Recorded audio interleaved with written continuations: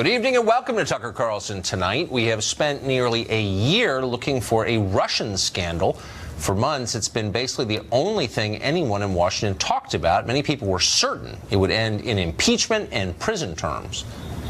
I've come to conclude that Trump has the Kremlin clan surrounding him. There's more to be learned about it. I believe there's been collusion. It's starting to smell more and more like collusion to, I think, the public. We saw cold, hard evidence of the Trump campaign, indeed the Trump family, eagerly intending to collude possibly with Russia.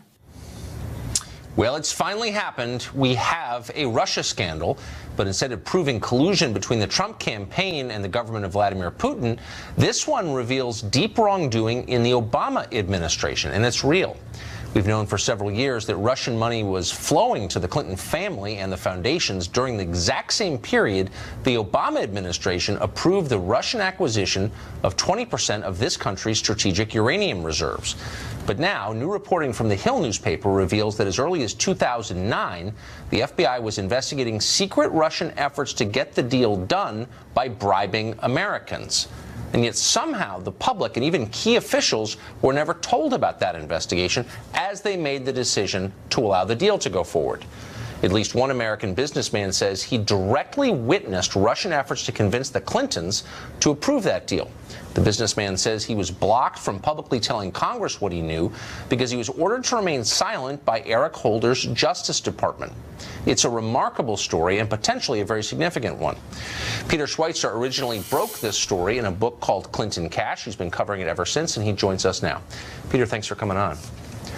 Thanks, Tucker. Thanks for having me. So this is a kind of confusing coda to the story. The person who apparently has firsthand evidence that the Russian government tried to suborn the Clintons to get them to support the deal has been prevented from speaking even to Congress. How can that be, and what's the justification for that? Well, that's a great question, Tucker. What we know, apparently, based on the reporting, is that he has been put under a gag order by the Department of Justice and has been told that if he speaks about this publicly, not only will he face financial penalties in the form of a fine, that he could actually go to jail, that his liberty would be at risk, which is mystifying to me. I mean, why do we not want to know the details about this? That's what's so troubling, is it reeks of cover-up. It just stinks. There's no other word for it. As a legal matter, how can the Justice Department from a previous administration tell the Congress of the United States, elected officials, that they can't talk to an American citizen about allegations of bribery that put our national security at risk? How does that work? Well, it really shouldn't work and can't work. And what I mean is the Department of Justice today, under President Trump, Attorney General Sessions, could tomorrow come back and say we are removing this gag order, that we believe that there's a compelling national interest to know. We want this individual to testify before Congress. We want the public to know exactly what went on. So this is not something that's unbreakable, but it just simply takes a request from the Department of Justice to remove that gag order. If that gag order is not removed, I think it's doubtful this businessman's going to want to go public because he doesn't want to be put in legal jeopardy. So back to the core question, the approval of this deal, Uranium One, purchased by a Russian company, giving the Russians, in effect, control of 20% of our uranium supply. The office of then Secretary of State Hillary Clinton said basically she had nothing to do with the approval. Right. Is that true? How could that be true? It's not true, and it's interesting with the Podesta emails that came out, the leaked Podesta emails, what you find is how they tried to cover this up. One of the assistant secretaries, a gentleman named Fernandez, came forward and said, oh, I was the one that really made the decision. She was not involved in that decision. But if you look in the Podesta emails, you see exactly how it went down. Fernandez is communicating with John Podesta and is saying, let me know what I can say, how I can be helpful. So she was intimately involved in this decision. And this is the important thing to keep in mind, Tucker. Hillary Clinton, in 2008, when she ran for president, went into detail. She actually had a plan on toughening CFIUS, this body that would approve these kind of controversial deals. So she's very knowledgeable on this subject, and she's a hawk on this issue. So for her to pretend like, well, I don't really know what was going on, I was not involved, just stretches credulity. And that's one of the reasons we need to have an investigation. And really, to this point, Tucker, we have not had a congressional hearing on this. We've not had a grand jury as far as we know. It's just shocking to me that there's been no investigation on this whatsoever. Just to be clear, the dots that we're connecting are not very far apart. So the chairman of this uranium company, Uranium One, is also on the board of the Clinton Foundation and a close friend of the Clintons. John Podesta's company, the Podesta Group, lobbied on behalf of this company, Uranium One. Am I getting these facts wrong? You're exactly right, Tucker. Here's the bottom line. As this deal was coming for approval in 2010, the Clinton Foundation received from 9 shareholders in this uranium company that was sold to the Russians. 9 of them all of a sudden decided they were going to donate large amounts of money to the Clinton Foundation, more than $145 million. And by the way, a lot of those donations were never declared publicly by the Clintons. They were hidden. So it stinks in so many levels. Here's the other important national security implication, Tucker. This deal was predicated on the fact that when the Russians got control of this uranium, it would not be exported out of the United States. That was part of the agreement. The New York Times has now reported that that's not true. Yellow cake from these uranium mines are being exported out of the United States, and we don't even really know where they're going. That in and of itself demands investigation. Yeah, about 20% of it they've reported has gone to some unknown destination, which is ominous. Peter Schweitzer, again, the person who broke this story in the beginning and has been on it ever since. Thank you. Thanks, Tucker. So questions of bribery aside, why exactly did the Obama administration allow a foreign rival, Russia, to control 20% of American uranium reserves? Nancy Soderberg was an ambassador to the United Nations and Deputy National Security Advisor at the White House under President Clinton, and she joins us tonight. Ambassador, thanks for coming on. My pleasure. So leaving aside the questions of the DOJ investigation, why in the world would Hillary Clinton's State Department and the Obama administration sign off on a deal that allows a rival power to control 20% of our uranium reserves? Well, these business deals are ones that had review of 9 different agencies, and they agreed that since it was going to stay in the country, that it would be an acceptable way to keep our uranium safe here and under appropriate controls. And I think that the reporter that it's been gone and yellow cake has been really disproven. And Tucker, I really think you got to. You're digging at the bottom of the barrel here. May I stop you there? So you think it was a good idea for the Obama administration to give Russia, our primary adversary in the world, according to the Democrats, control of 20% of our uranium? Why would that be a good idea? I'm sincere. Why is that a good idea? I'm not familiar with the details of this particular uranium deal, but we have trade in uranium with appropriate controls throughout the last 40 years, bipartisan. Both Republican and Democrat governments feel that we can keep the appropriate controls. And the bigger issue here is this whole issue is fake news in terms of an investigation. It's been shut. In fact, all President Trump has to do is ask his current Deputy Attorney General and Deputy Head of the FBI, who looked at this and closed it in 2015. So this is fake news trying to divert from what is the issue. But I'm actually not engaging in fake. Okay, that you may have that view, but I'm not engaging in that. I'm asking you about the policies. Why are we talking about something that happened almost 10 years ago? I'll tell you. Actually, I can answer. Wait, hold on. This isn't what stopped.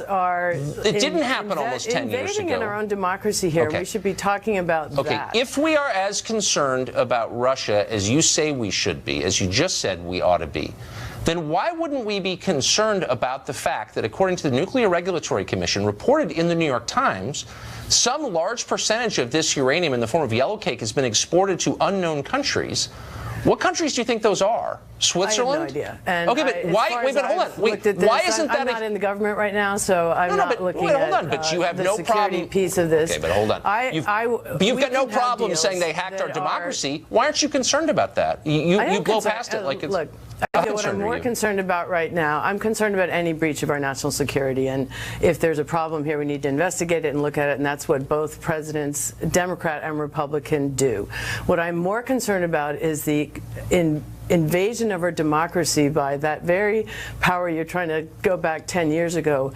What did the Russians do in our investigation right now, and why are But it's the not GOP, 10 years ago. We're not talking about Facebook ads they bought. We're talking. No, what I want to know, and what your show should be talking You're about, is filibustering. Actually, an important point. Why are the Republicans in this Congress trying to cut off the investigation of Russia's role in our democracy? That's real news. But by the way, I'm not. You know what? I'll grant you that point. I don't care. I want to talk about the fact that uranium is being mined in the American West and is controlled by the Russian government, the very one that you say poses a threat to our democracy. Why shouldn't every American sit bolt upright and say, what? How the hell did they get control of that? No, I'm serious. It's not 10 years ago. It's right now. It's happening right now. Well, first of all, I don't think they control the uranium. It's under very tight controls. It's under very security controls. But it's not My under understanding tight is controls. they According own some. to They own the U.S. some of government. they own some of the company that owns it. And if it's a problem, then we need to have the president look into that. He's in charge right now, and President Trump should look into it. Would you have signed off on that deal? Honestly, knowing what you know about Russia, you don't think it's just prima facie insane to give a country that seeks our destruction control of our uranium supply? This is a deal that was almost 10 years ago. It's I'm not going to sit here and tell you about the deal. That's not true. 2010. Okay. It's almost. But it is ongoing to this day. I think, look, and Bill Clinton brokered it. You don't think? Look, we have. No, but that's not speculation. That's a fact. All of us take very seriously the control of uranium, plutonium, you don't seem and our stockpiles. Oh, absolutely, I do. Oh, really? Then why are you blowing past my questions, which are real? I've said several times these types of deals, and I'm not familiar with this particular one, have very, very tight controls. They're reviewed by 9 agencies. But you are factually wrong in this case because we don't know where the yellow cake is going. That's been reported by the New York Times. It's not something I'm making up in right-wing land. That's a real thing. So why aren't you upset about it? Because I haven't seen that report, and from what I know, these have very tight controls on them. And if there's a problem, then the Trump administration needs to immediately look at it. I agree. What I'm concerned about is Congress doing Russia's bidding by trying to stop the investigation of Russia's collusion in our elections. But this is Why silly. are we doing They're not. that? We have an independent council investigation that's proceeding at pace that has unlimited. But they can't stop it. Why are the Republicans in Congress trying to do Russia's bidding and stop the investigation? I'm a little surprised that you are resorting to political bumper stickers and talking points, and I'm asking you about a policy that affects our national security right now. No, you're trying to dig back in history to deflect from what's going on in today's history. It's ongoing. It's happening right now. And what's happening right You're the former ambassador. Why am I the policy person in this conversation? I don't care what the Republicans do. I've said we need to address the security of this deal that was almost 10 years old, and we will. And the President of the United States has the power to do that. What I'm concerned about is what's happening today in Russia's interference in our elections. This is happening today. They have control right now. And why are the Republicans in Congress trying to cut that? Whatever. They have no control. It's an independent counsel investigation. They can't stop it. They're trying to cut the funding off of that investigation. So you're worried about Facebook ads, and I'm worried about the dissemination of yellow cake. I'll let our viewers decide which is more important. The American people need to know what happened in our election. Right, okay. And that's the bottom line. All right, Ambassador, thanks for joining us. Appreciate it. The Hollywood backlash against sexual harassment has claimed a new head, this time at Amazon Pictures. We'll get details on that next.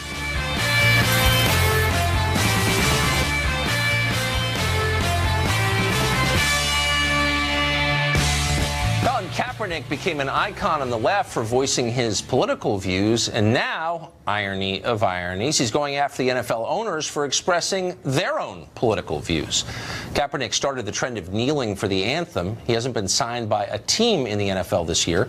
He says that's because the owners, the team owners, have colluded to keep him blackballed from the league. He's now suing the NFL. Does he have a case? Judge Jeanine Pirro hosts Justice with Judge Jeanine, Saturdays, 9 p.m. Eastern. You already watch it, but you should keep doing so, and she joins us now. So, Judge, this opens up a whole new vista of possibilities. I'd love to be in the NFL. Can I sue because they haven't hired me? Look, Colin Kaepernick has a right to his opinion, but he doesn't have the right to be in the NFL.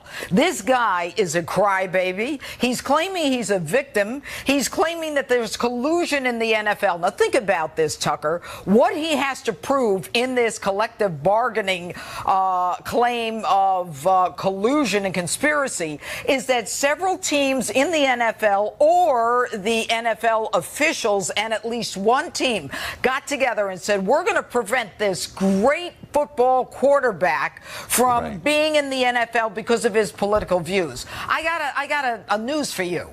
They can keep you out of the NFL for whatever reason they want. They can decide they don't like you and keep you out of the NFL. You don't have a right to be in the NFL. But he's got to prove by a clear preponderance of the evidence, with evidence, that they colluded. What evidence does he have of collusion? Right now, he's saying that there was a political atmosphere, that the president was partisan in this. Colin Kaepernick needs to understand he took a knee in, what was it, August of 2016, when the president had not even mentioned this, and he became a free agent in March of this year. The president didn't talk about any of this until last month. So he's saying, I'm a victim of the president and all this political partisanship. The president didn't open his mouth until a month ago. But also, I mean, isn't it, the claim itself is just ludicrous on common sense grounds. Character is clearly not an important criterion in the NFL. They hire horrible people all the time on the basis of, really, I mean, they hire, it's a pure meritocracy. They hire the best football players. Like, they've got a long history of that, right? But yeah, have you looked at the rap sheets of any of these guys? The proportion of the guys who have been arrested? I'm not even going to go into it, but make no mistake, what with domestic violence, some of the claims that we've heard about manslaughter, et cetera, et cetera.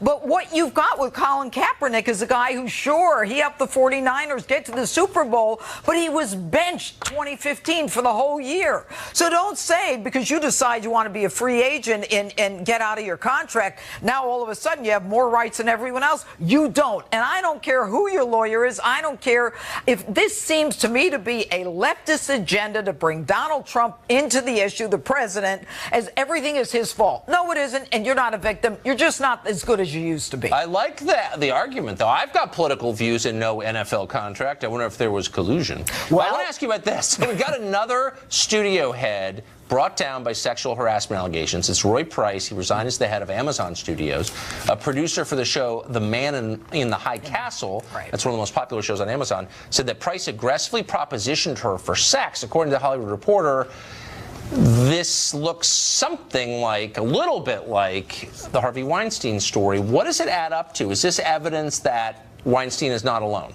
Well, I think that it is more evidence that there is a culture in Hollywood that allows men in positions of power to try to seduce, sexually harass, sexually abuse young women, that this casting couch, a.k.a. casting bed, is something that is so much a part of business that it is not, they don't even talk about it. And I think that, look, Amazon is huge. You and I both know it's huge. And this guy is not only accused of sexual harassment.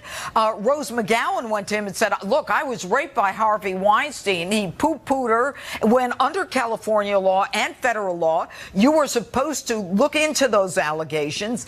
In addition to that, he then got rid of I believe it was there was some kind of project being developed by someone who had made a claim of sexual harassment. He got rid of it. This guy, Price, was very tight with Weinstein. But what we need now, Tucker, look, I was a prosecutor for a long time.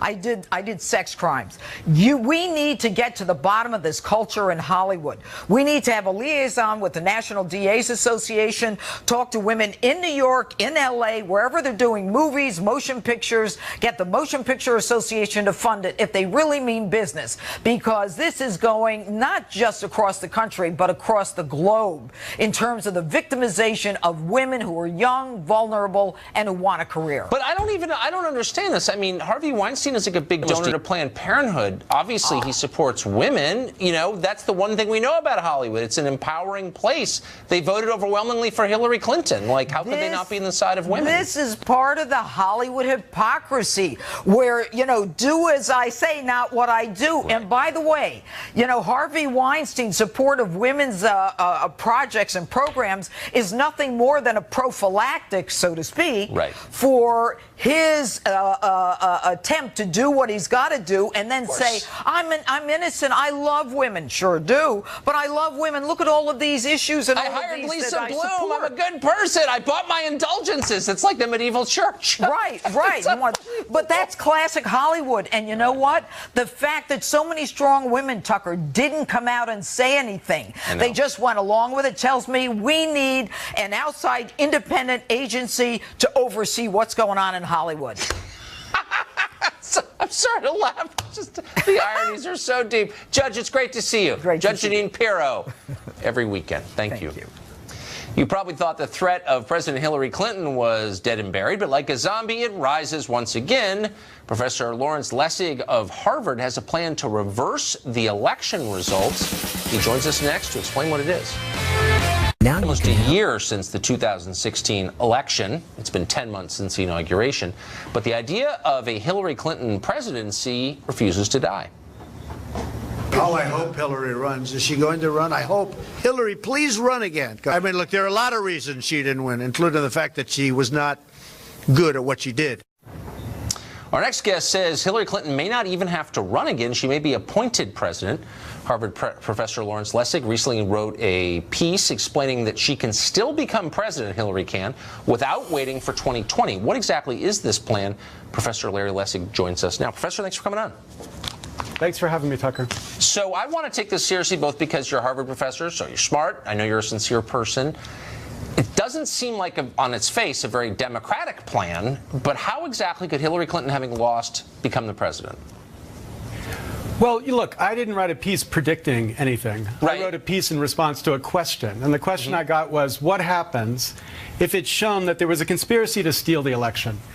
And what I said was, I'm not even sure I think I believe that. There's no evidence of that, not enough to actually speculate about it in public. But if that is true, if it's shown, then what should happen? And I think, you know, the fundamental point that if you steal the election, you have to give it back is something we all should be able to agree on. I don't know why there should be much argument about that. All I was trying to explain is what are the steps that would actually happen if this, in fact, were the first thing that happened. So, number one, if it's shown without doubt that there was a conspiracy to steal, which is different from lots of other reasons you might impeach a president. This is a very particular one. The president should resign.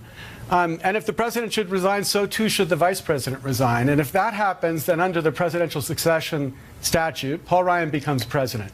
And that's where the hard question comes. Should Ryan remain president as somebody who's inherited because of this theft, or should he do what I think is actually the moral thing to do here, which is the right thing to do, which is to correct for the theft? And he could correct for the theft very easily under the 25th Amendment by nominating a Democrat, Hillary Clinton, to be his vice president and then step aside. So it's speculation based on a question that was presented to me hundreds of, well, not hundreds of times, I'm a law professor, tens of times by people writing emails to me about it. So I a couple of things. When you say theft, do you mean literally theft? If it could be shown that the Kremlin somehow controlled the tallies in the voting machines? Or is it theft in the sense in which it's used in Washington now, that somehow sophisticated Russian propaganda convinced a lot of right-wing mouth breathers in a couple of key states to vote against their own interests in selecting Trump? Which of those? Is it propaganda or actual theft? No, it's actual theft. And it's not just actual theft. I mean, if you showed that the Russians actually controlled the voting booths and flipped the election, but Trump had nothing to do with it in the sense that you can't show there was a conspiracy.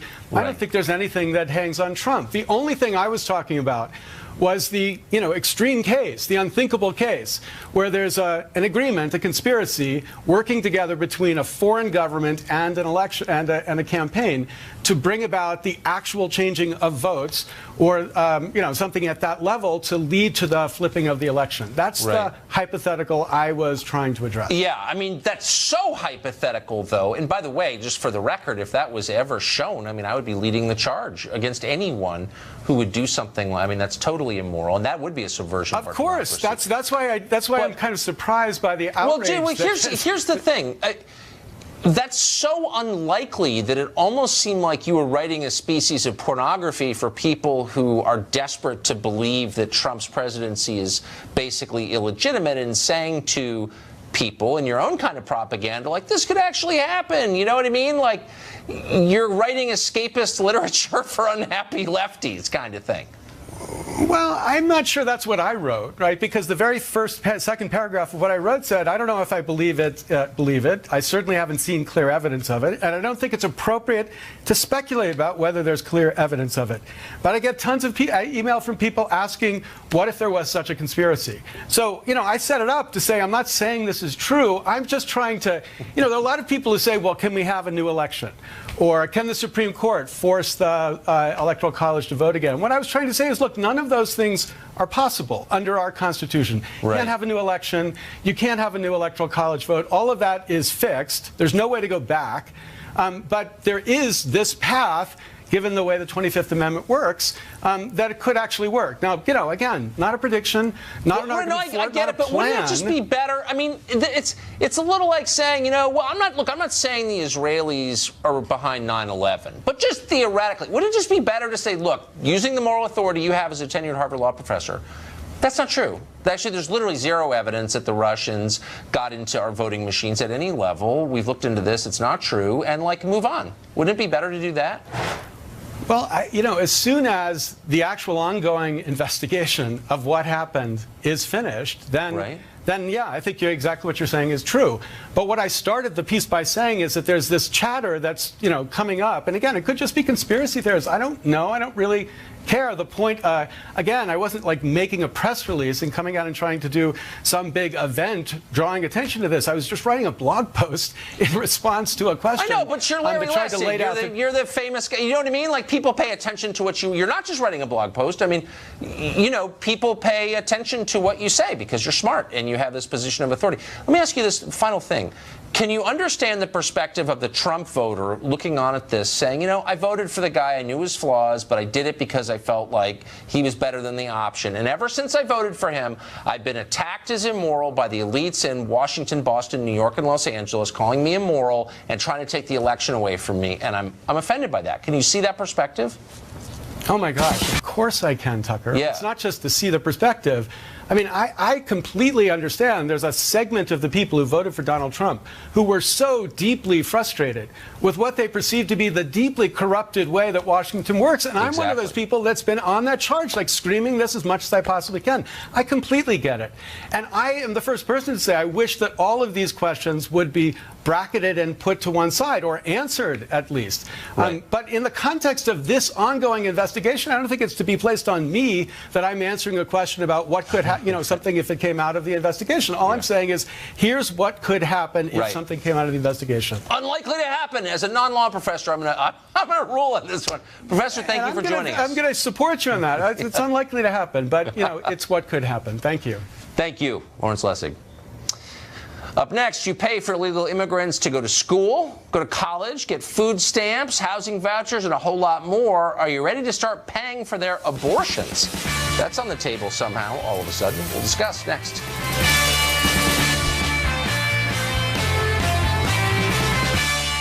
Well, Google has appointed itself the internet sheriff against fake news, adding to a long list of jobs like controlling your life in every way. Google says it's valiantly guarding the innocent and ignorant masses from lies that would lead them astray, lead them to do things like vote for Donald Trump. That's the idea anyway. They're still working on it. There's some bugs in the system. Earlier this week, the New York Times reported that fake news stories have persistently popped up as, believe it or not, Google-driven ads on fact-checking websites. An ad on PolitiFact said that Melania Trump was leaving the White House. Snopes had an ad for a bogus story saying Joanna Gaines was leaving her HGTV show. Whoa! Perhaps dividing fact from fiction isn't Google's strong suit after all. Well, it's well established at this point that the left believes every single person on earth has the moral right to enter this country, legally or not. But the most avant-garde liberals are finding a new right for illegal aliens, the right to have an abortion at taxpayer expense. Kristen Hawkins is president for Students for Life of America. She wrote a piece about this phenomenon for The Federalist, and she joins us tonight. Kristen, thanks for coming on. Thanks for having me, Tucker. So this is one of those stories, it's kind of hard to believe it's true, but you fill in the blanks. Liberals are arguing that U.S. taxpayers somehow have an obligation to fund abortions for illegal aliens. True? That's right. This young girl entered our country illegally. She's from Central America. She informed the government once she was apprehended that she was pregnant and that she wanted to have an abortion. Not surprisingly, the ACLU seized this opportunity along with their abortion allies to mandate that taxpayers facilitate her abortion. And this is it's a shocking case because it shows you just how far the ACLU, their friends at Planned Parenthood, and the abortion industry want to take their extremist abortion agenda. They want to use this girl, and what they're trying to do is use her as sort of a Jane Roe 2.0 to internationalize Roe versus Wade, and they're declaring that she has a constitutional right to have a taxpayer-funded abortion, which the last time I checked, the Constitution only applies to Americans. Well, I don't think it directly addresses whether or not we have an obligation to pay for the abortions for legal aliens. I mean, it almost seems like, I mean, the left loves abortion. They think it's the key to freedom and personal liberation, as you know. But it almost seems like it's not really about abortion. It's the ACLU and affiliated groups seeing how high they can raise the middle finger in the face of middle America and say, you know what, we hate you, we despise your values, and we're going to do exactly what we want to make you pay for it, whether you like it or not. That's right. And this is something that goes against the majority of Americans with their wishes. Majority of Americans are against taxpayer-funded abortions. And now they're just doing this again. And, you know, what they actually tried to use this girl's case to add onto their additional lawsuit that they're already trying to stop Catholic Charities, which is one of the largest charities in our country, from receiving federal grants to help refugees and immigrants. So this is just their anti-life, their anti-faith agenda coming out in full force. And that's what we're seeing. And that's why, really, it's so important that we have President Trump there in D.C. We have a pro-life administration, a pro-life HHS, because they're the ones trying to protect this young girl from the ACLU, from Planned Parenthood, who are just simply using her as Jane Roe 2.0. Boy, I mean, you wouldn't even, I mean, I am pro-life, but you wouldn't have to be in order to find this appalling. The idea that, I mean, so if some federal judge decides, in fact, the Constitution's been hiding this obligation for 225 years, would this mean that U.S. taxpayers have an obligation to fund the abortion of, like, anybody from around the world who comes here for one? That's right. And this is setting up dangerous precedents. What this is going to do is going to tell any young, scared girl in Central America or anywhere else in the world, come to the United States illegally or legally, and we'll fund a taxpayer-funded abortion for you. This is some dangerous stuff, especially when you consider this young girl coming from Central America who made that dangerous, life-threatening journey to cross our borders. And this is the signal we're going to be sending out across the world. Yeah. See, this is why Trump's going to win again, because no matter how flawed he is, normal people look at the alternative and say, you know what? You scare me, because you're nuts, actually, and you're haters. That's right. They're extremists. Yeah, that's for sure. Kristen, thank you for joining us. Thanks for having me. The disappearing Las Vegas guard is back. Jesus Campos appeared on the Ellen DeGeneres show today. But the real questions about Las Vegas remain unanswered. It's actually gotten weirder. You didn't think it was possible, but it has. We'll fill you in after the break.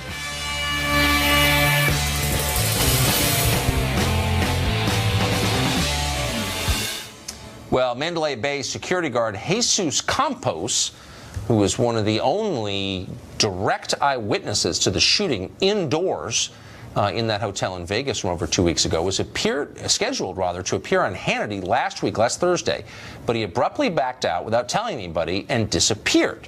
Well, today, Campos resurfaced. He made an appearance on the Ellen DeGeneres show. Here's part of it. You just want this to be over. So you're talking about it now, and then you're not going to talk about it again. And I don't blame you, because why relive this over and over again? But it's helpful for people to understand what a hero you are, because you being shot in the leg saved so many people's lives. So we just wanted to celebrate you. That's why you're here today, because we want to thank you for what you've done. Huh? How exactly does that work? And is that really an interview? Well, it turns out it could actually be a bizarre case of cross-marketing by MGM Resorts that owns Mandalay Bay, sponsors, by the way, the Ellen DeGeneres Show, and features Ellen-themed slot machines in many casinos, including Mandalay Bay. Huh. Maybe that's why he did the interview. Meanwhile, MGM reached out to us after a report came out suggesting that Jesus Campos was using someone else's Social Security number. The MGM company claims they verified his employment eligibility back in 2015, and it was his Social Security card. Mark Stein is an author and columnist, and he joins us tonight. So, Mark, look, I'm not a conspiracy nut at all, and I'm desperately hoping the authorities will prevent me from forming my own conspiracies to explain what is becoming increasingly inexplicable. But it looks like that interview you just saw, and I'm putting air quotes around the word interview, was managed by MGM, and that's why they put it on Ellen's show. Does that give you confidence that the public, which has a right to understand what happened, is learning anything meaningful about this story? No, and I'm not a conspiracy nut either, but you're entitled to be one on this, Tucker, because whether by intention or design, nothing is proceeding normally in this case, up to the absurdity where someone says, I'm only going to give one interview, and I'm going to give it to Ellen DeGeneres. And Ellen... Exactly. And I've got nothing against Ellen. I don't either. But it seems very a weird choice. And as you say, she manages to say, well, you are a true hero because by getting shot in the leg, you saved so many lives. That's not what happened. That was the old narrative. Exactly. The old narrative was that he interrupted the gunfire, took a shot in the leg, and brought the massacre to a halt. And then the sheriff said, oh, no, sorry, is that what I said? No, absolutely sorry, I got things the wrong way round. Actually, Mr. Campos got there before the mass shooting started, and then apparently the shooter took, between shooting Mr. Campos in the leg, there was then a 6-minute delay before he started massacring everybody, during which time he had a nice cup of tea or called down to room service or whatever he did, and then the hotel said, no, that's not what happened. There's a third timeline, and then everybody does the obvious and says, well, why don't we ask Mr. Campos what happened? And then they say suddenly, oh, no, he's disappeared. He's gone now. He's off the scene. No one's seen him for a week. And then he comes back and he's on the Ellen DeGeneres show. And that's how conspiracy theories start. And everybody is entitled to take a flyer on whatever conspiracy theory they want in this case, because for whatever reason, officialdom and Mandalay Bay and the Ellen DeGeneres show have mudded the waters to total impenetrability now. Well, that's nicely put, because it's clear. And by the way, simply because MGM managed this interview doesn't mean that it's inaccurate or that, I'm not attacking MGM, but I also think it was managed. Clearly, it was managed. Right. And so and they're under a ton of legal pressure because the usual ambulance chasers are circling the hotel looking for payouts. And so that suggests that, he's under a lot of pressure to give a specific storyline that may not be that useful in understanding what actually happened. Well, but there's other issues here, Tucker, because Las Vegas is one of the most surveilled cities on Earth. Yes. Because all these big casino resort owners want to know what people are doing in the building from every conceivable angle. So even before we got the big panopticon post 9/11 security state, in Vegas they had cameras everywhere linked to some back office where everybody's looking at what you're doing. And what's interesting to me is that if, say, there's some terrorist thing that goes on in London or Paris or Brussels or wherever, within a couple, take the Brussels airport bombing is a very good thing. These guys pull some stunt at the Brussels airport, kill a bunch of people. Within 24 hours, you've got the closed-circuit television picture picture showing the killer moving through the airport concourse. Here, Mandalay Bay has not released any footage, any shots of this guy. The couple of pictures, even of the hotel room door, are actually extremely limited. If 200 rounds did indeed come through this door, that must be the best built hotel room door in the history of hotel rooms. That's exactly right. And so, obviously, I might be wrong. There might be an explanation for that. The bullet, he might not have been a very good shot, so he was actually firing through the cheap sheetrock to the side of the door. I don't know. But the fact is that Mandalay Bay has not done what Brussels Airport did in that terrorist attack. No, and so it's nobody totally actually knows what this guy was doing. There's dishonesty in here somewhere. I don't know what it adds up to. Quickly, just to prove I'm not a conspiracy nut, I want to ask you about the JFK assassination. So it was 54 years ago next month, a long time ago, and we're about to get, as released by law, the final tranche of papers from the investigation into the murder. The CIA is apparently arguing those papers should be held for another 25 years, which would bring the total up to almost 80 years that they're under wrap from public view. Right. What could be the justification for that? No, and again, you're entitled to be a conspiracy nut on this one, too, and it makes you wonder when Donald Trump, in one of his more inventive moves, placed Ted Cruz's father on the grassy knoll that day in the late stages of the presidential primary campaign.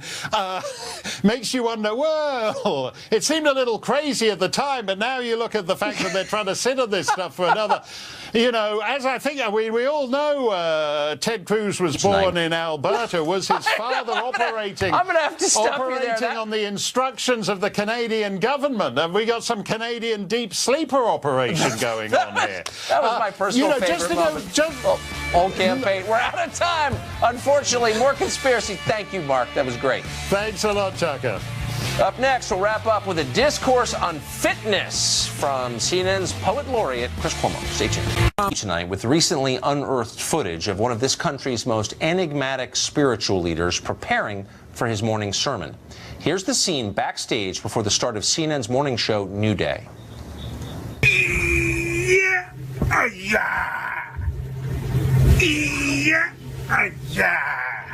News time. Mussolini in his final pose? Nope.